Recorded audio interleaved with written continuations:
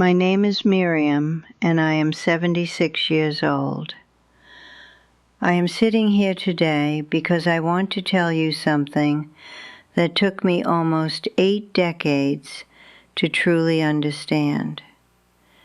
You see, I did not always live this way, with this much silence, with this much space.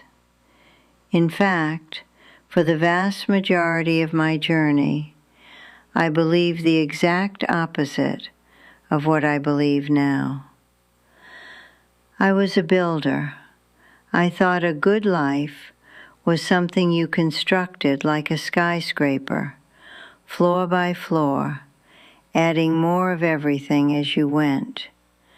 More responsibility, more comfort, more possessions, more visible proof that I was winning the game of life. I lived under the deep-seated illusion that if I just kept collecting and holding on, I would eventually reach a summit where I would finally feel settled, secure, whole. From the outside, my life was a masterpiece of social expectations. I had the house that perfectly matched my stage of life, each room curated with furniture chosen to signal success. My shelves were lined with objects that marked my milestones, and my closets were overflowing with clothes I told myself I would need for some hypothetical future version of myself. I was a professional at being busy. I was productive. I was always 3 steps ahead of the next crisis. There was always something that needed organizing, a corner of the house that needed improving, or a relationship that needed maintaining. I wore my business like a badge of honor. I told myself this was what stability looked like. What I didn't realize back then was how my identity had slowly, like ivy, wrapped itself around all those things. I was no longer Miriam.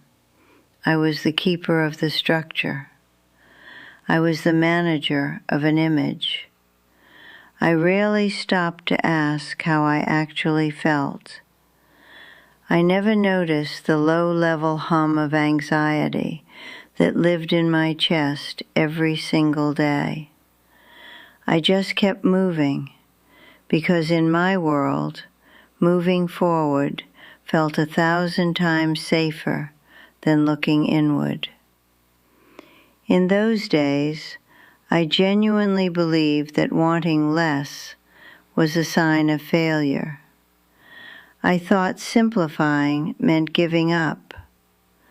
I thought letting go meant losing ground to the people around me. So I gripped everything tighter. I filled my calendar, my rooms, and my mind, convinced that fullness was the only path to happiness. I told myself I would slow down later. I would reflect later. Right now, there were expectations to meet. Right now, this was just how life worked. But there is a hidden tax on living that way. Even if you don't see the bill at first, the cost is being paid in installments. It shows up in the way your mind never truly rests, even in sleep. It shows up in a divided attention span, where you are never fully with the person across the table. It shows up as a strange, soul-deep exhaustion that hits you even on days when you haven't done anything physically hard. I was managing a life, but I wasn't inhabiting it. I remember standing in my perfectly ordered living room one afternoon, looking at the expensive drapes and the polished wood, and instead of feeling peace, I felt an overwhelming pressure to keep it all from falling apart, pressure to stay on top of the mountain I had built. I was living inside a structure that demanded constant upkeep, and that structure was slowly taking more from me than it was giving back. The most dangerous part was that nothing was wrong. There was no scandal, no bankruptcy, no sudden illness, and that is why this kind of life is a trap. When discomfort grows slowly, you learn to live with it. You normalize the heaviness. You tell yourself, everyone feels this way. This is just adulthood. Be grateful for what you have. And so you silence that tiny, persistent inner voice that wonders why, despite having everything, you feel so incredibly hollow. I assumed that if I just organized my life better, if I bought a better planner or worked a little harder, I would finally reach a place where I could breathe. I didn't realize I was postponing myself. I was postponing the only question that mattered. Who am I underneath all of this weight? Then, without any warning, the world shifted. Not because I chose it, but because life made the choice for me. Circumstances I thought were under my control crumbled. The safety I had spent 40 years building turned out to be made of glass. Pieces of my life that I thought were permanent fixtures were suddenly gone. And with that loss came a panic so thick it felt like I was drowning. I didn't know how to exist without the structure. If I wasn't the woman with the big house and the busy life, who was I? I felt exposed, raw. I felt like I was being forced backward, losing everything I had worked for. I couldn't see it then, but what was happening wasn't a tragedy. It was a clearing, a painful, honest, necessary clearing of the brush. It took a long time for the dust to settle, but in the quiet that followed the collapse, something strange happened. I started to notice that my mind felt lighter. For the first time in my life, there was space. And in that space, curiosity replaced fear. I realized how little I actually needed to be okay. I realized I had been spending 90% of my energy just maintaining an image of stability rather than actually being stable. I wasn't ready to call it freedom yet, but the grip I had on my life had loosened, and instead of falling into an abyss, I found myself standing on solid ground for the first time.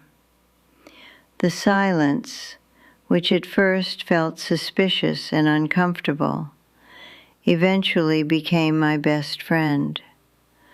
I started to notice how my days felt from the inside. I realized how much mental energy I had wasted on choices that didn't matter. I had fewer options now, but infinitely more clarity. I began to see my past self with a mix of embarrassment and compassion. I remembered the hours I spent polishing silver I never used, the worry I poured into protecting things that couldn't love me back. I had confused weight with value for so many years. I wasn't shallow. I was just searching. I was searching for safety in a world that is inherently unsafe. I had tried to anchor my soul to furniture and routines, but they were never meant to carry that burden. Once I stopped clinging to the old structure, my relationships changed. I stopped trying to prove I was doing well to my friends. Conversations slowed down. I listened more. I became more present, and in that presence, I felt a connection to people that I had never felt when my house was full of things. Time, which used to be a scarce resource I was always chasing, suddenly felt spacious. A walk in the park without a destination became richer than any luxury vacation I had ever taken. I learned that the sense of lack I had feared wasn't caused by having less. It was caused by the constant, agonizing itch for more. When the wanting stopped, what was left was enough. It wasn't a sudden transformation. It was a slow unfolding. There were moments when I feared I was becoming lazy or losing my ambition. But every time I checked my heart, the answer was the same. I wasn't running away from life. I was finally meeting it without my armor. The old life required constant defense. The new life required only presence. I realized that any life that demands constant vigilance will eventually destroy the person living it. I was finally learning how to live a life that supported me rather than one that consumed me. I do feel a sense of regret sometimes. I regret that I postponed this peace for so long. I regret that I believed I had to earn the right to be still. But clarity isn't a reward for endurance. It's what happens when you stop running. I no longer see my losses as a tragedy. They were the invitation I was too afraid to give myself. The excess fell away, and my life became fuller because I was finally paying attention to it. You don't need to hit a breaking point to change, you know. You don't need to lose everything to loosen your grip. Sometimes, when life strips things away, it isn't punishing you. It's trying to show you what remains when the noise stops. I started asking a new question, not what should I build, but what do I actually want to carry? I wanted less fear. I wanted more presence. I stopped asking what made sense on paper and started asking what felt honest in my soul. I let go of the need to be productive. I stopped measuring my worth by how much I could handle or how much I could endure. I realized that endurance isn't strength. Sometimes Letting go is the strongest thing a person can do. Now I wake up without that heavy hum of urgency. When I say yes, I mean it. When I say no, I don't apologize for it. My attention has returned to me. The smallest things, a warm cup of tea, the way the light hits the floor, a genuine conversation, now feel like the most significant events of my day. What I had been accumulating for decades wasn't security, it was distraction. I had filled my life so full that there was no room to ask if I was actually happy. If you feel a knot in your chest listening to this, please understand, you don't have to burn your life down to start over. But you might need to loosen your grip. You might need to ask what you are carrying out of habit rather than need. Peace isn't something you find at the finish line. It's something you choose by deciding what truly deserves your limited energy. A full life isn't measured by how much it holds, but by how deeply it is lived. If I could go back and speak to my younger self, I wouldn't tell her to want less. I would tell her to listen more. I would tell her that being busy isn't a virtue. It's often a signal that you are running from the truth. You are allowed to slow down. You are allowed to choose ease over excess. You are allowed to build a life that doesn't exhaust you. Time will eventually reveal what matters, but you don't have to wait for the end to learn the lesson. You can choose enough right now. When you let go of what weighs you down, you finally make room for what was always waiting for you, your own life.